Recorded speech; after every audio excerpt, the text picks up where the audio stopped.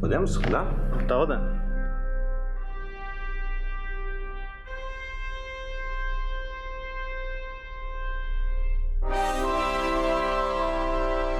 O Diário do Centro do Mundo hoje é especial. Estamos com a presidenta Dilma Kiko Nogueira. Presidenta, a senhora mudou de ideia em relação ao plebiscito? Não, querido. Eu acredito que é importante que, para se ter plebiscito, se tenha uma base no Senado. Não é possível que seja eu sozinha a defender plebiscito ou alguém individualmente defendendo plebiscito. Ou ele faz parte do movimento que envolva não só os senhores senadores, mas também partes, pelo menos, dos movimentos que me apoiam, ou então fica uma coisa muito difícil. Eu me lembro, em 2013, quando nós acreditamos, escutando a voz das ruas, que era fundamental que houvesse uma reforma política. E que essa reforma política fosse profunda, que tivesse todo um processo de discussão que levasse à reconfiguração do sistema eleitoral e político do país. E aí eu não sei se vocês se recordam que eu sugeri a convocação de uma constituinte. Foi dito que era inconstitucional, enfim, eu tentei transitá-la através, inclusive, do Supremo, porque era fundamental prever se era possível fazer a discussão, já fazer uma eleição no final do ano para esses constituintes. Conversei com o Supremo, fiz tratativas com o Congresso e não foi possível. Passou a ser algo extremamente restrito ao governo. No caso do plebiscito, isso também não pode ocorrer. Por quê?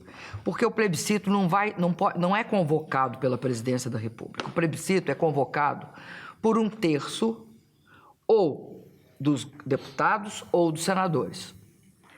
Depois disso, ele é submetido ao Congresso e aí ele tem de ter maioria simples apenas. Nesse sentido, é que é muito importante a posição de 27 senadores. O que está em questão agora é se nós teremos 27 senadores apoiando o plebiscito. A senhora acha que tem? Eu não tenho como avaliar de forma assim muito clara. Eu não tenho certeza. O cenário... Espero que tenha. Por que eu espero que tenha? Porque seria algo interessante. Agora, tem uma coisa que une todos esses senadores e une também os movimentos sociais, que é o fato de que não tem nenhuma saída para a crise no Brasil, política, nem tão para a econômica, que não passe pela minha volta ao governo. Nesse sentido, o cenário hoje no Senado, qual é? A senhora está otimista?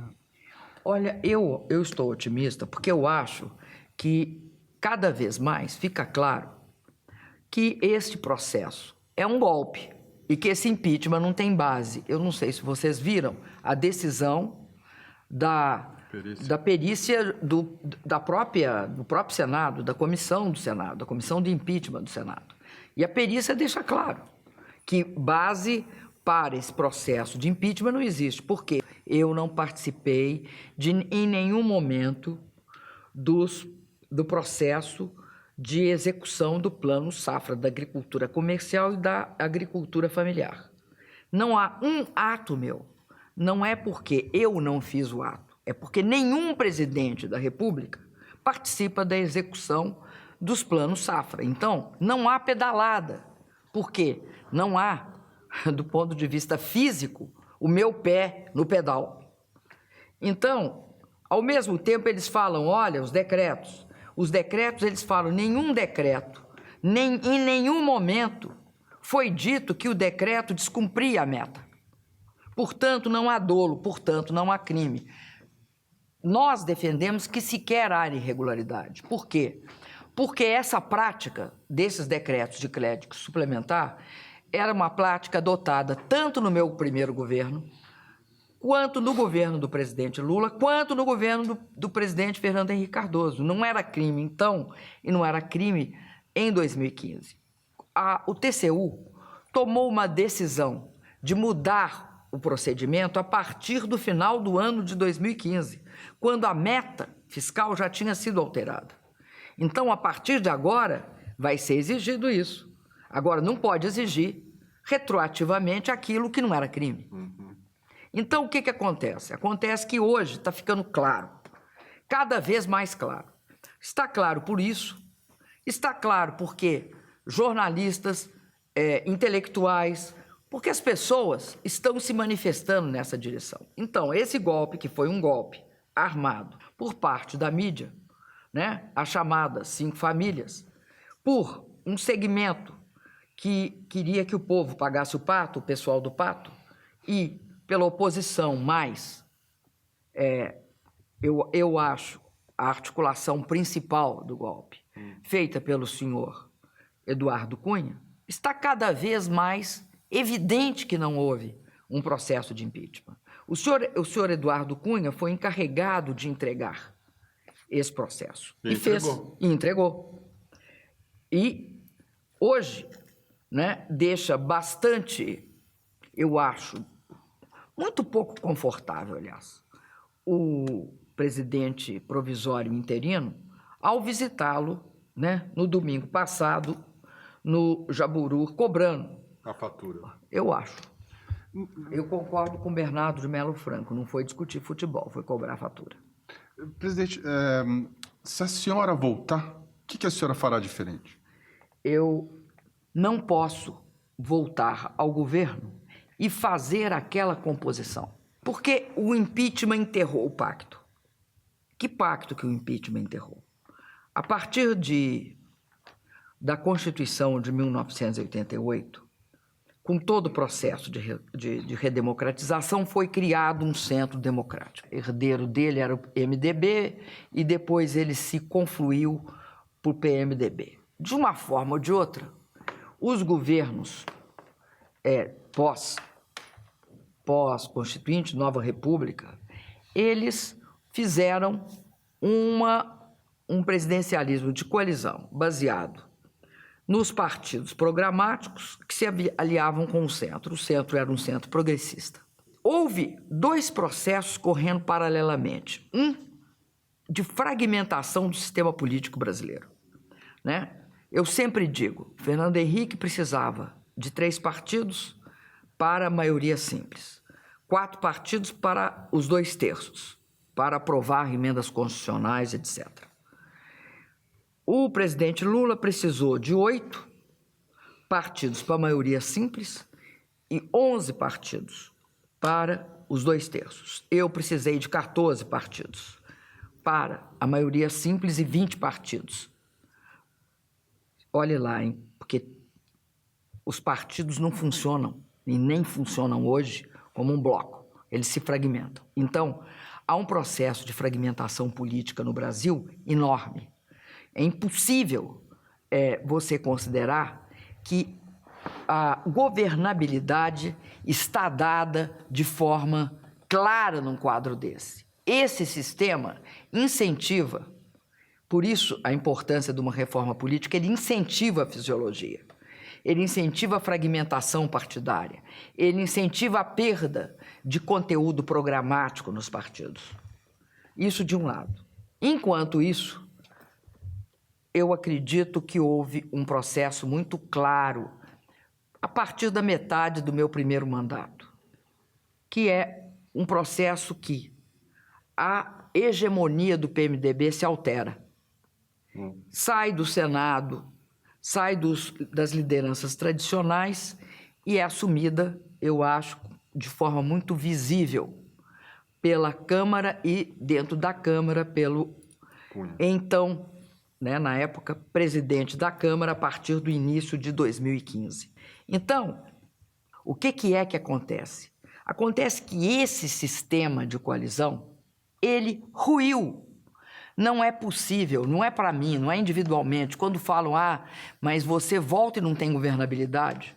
Ninguém tem governabilidade a não ser que ceda aos pleitos do senhor Cunha, afastado ou não. Portanto, dá para a senhora governar? Eu te digo o seguinte, eu acho que nós teremos de ter claramente uma outra forma de relação com a população e com o Congresso.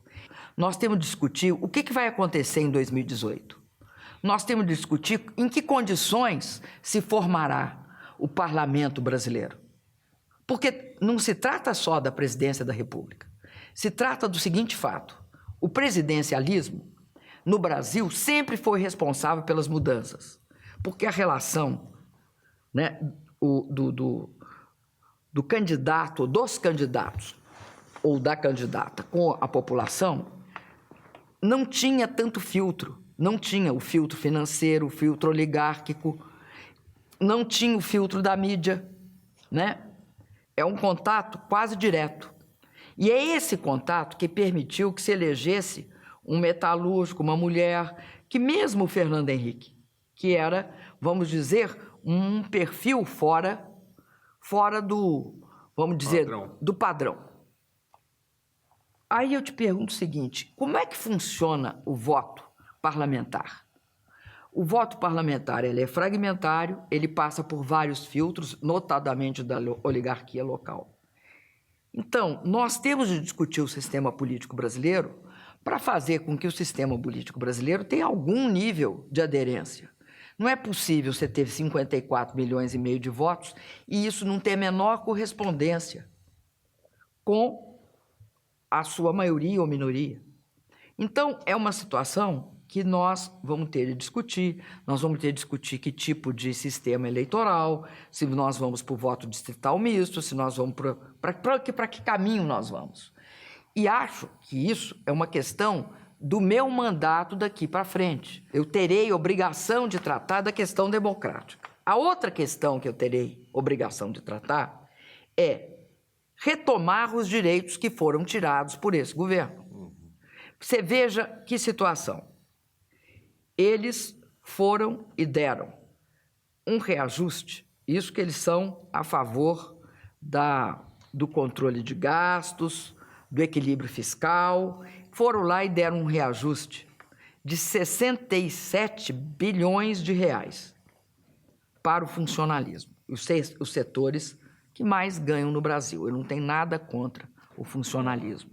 O que eu tenho contra é que esse setor, só esse ano, teve um reajuste de 7 bilhões.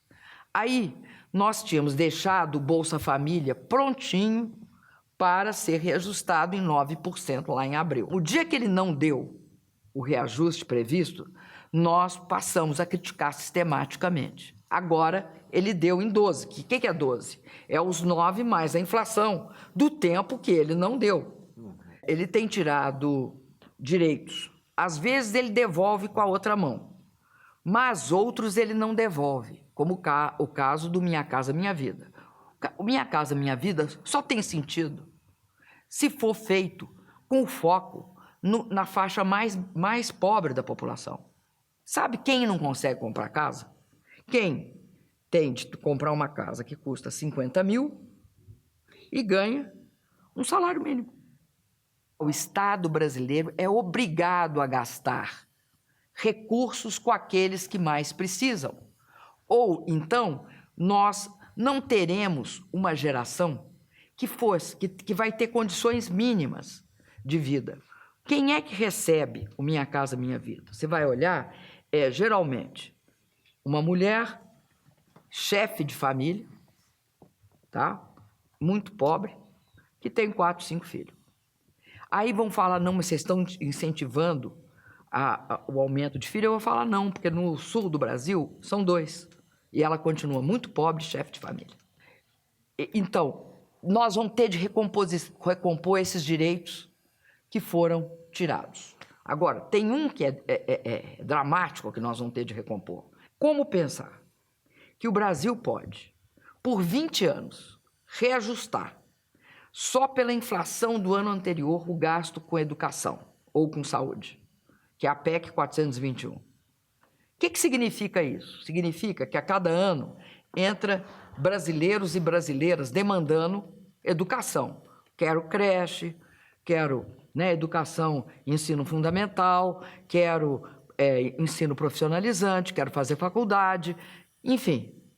A educação é um caminho de mão dupla no Brasil, tanto para perenizar os ganhos de melhoria de vida que ao longo desses anos nós tivemos, mas também para permitir que o país chegue a ser um país desenvolvido. Como é que ele vai ser desenvolvido sem educação sendo base da ciência, da tecnologia e da inovação. Não tem como. Então, eles querem fazer o quê? Pega o gasto do ano que vem e aí corrige pelo ano passado. Aí aumentou a quantidade de gente demandando serviço de educação. Então, o que vai acontecer? O per capita de cada pessoa vai ser menor. Você vai reduzir os recursos de educação por brasileiro e brasileira ao invés de aumentar. E isso você não faz só por 1 ano, por 2 anos ou por 3 anos. Você faz por 5 presidentes, por 20 anos. 5 presidentes. Esse tipo de noção do gasto social e do gasto é um absurdo. E veja você como isso é hipócrita. Eles aumentaram o déficit. Elevaram o déficit em 170 bilhões. O que eles fizeram com esse dinheiro? Eles deram 6 meses de carência para os estados, das dívidas dos estados com a União e das dívidas dos estados com o BNDES. Eles deram esse reajuste. Então, eles estão com isso, tá? O gasto já vai para uma dimensão menor. Mas eles podiam ter usado esse dinheiro para melhorar a educação, melhorar um pouco a saúde, pagar mais investimentos. Com isso, eles estariam melhorando a taxa de investimento do país. Porque você veja o que nós temos de crise. Eles mesmos disseram, no dia que saiu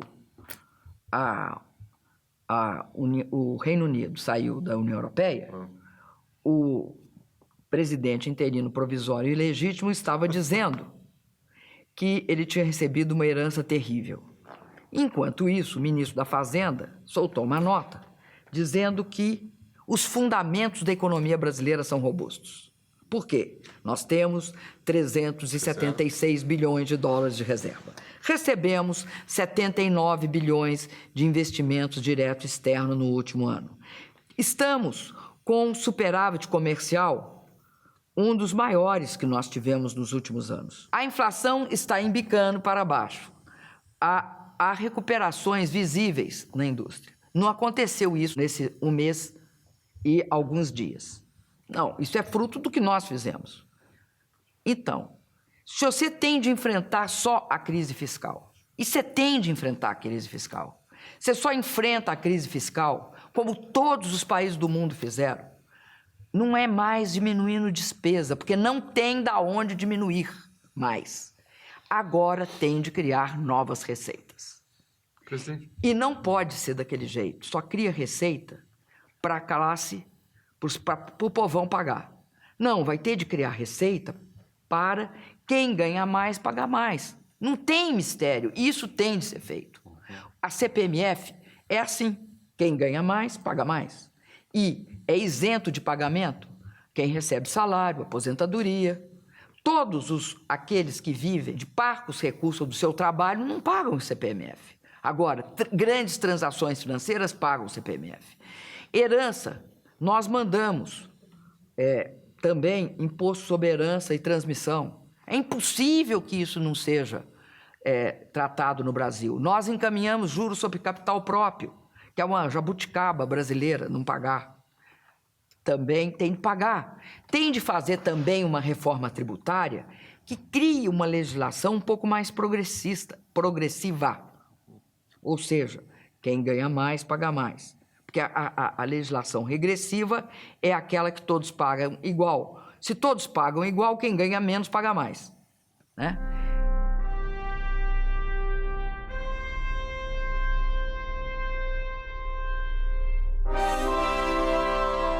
Eu acredito que ali, se você negocia com Cunha, aí sim você perde completamente as condições de autonomia do governo.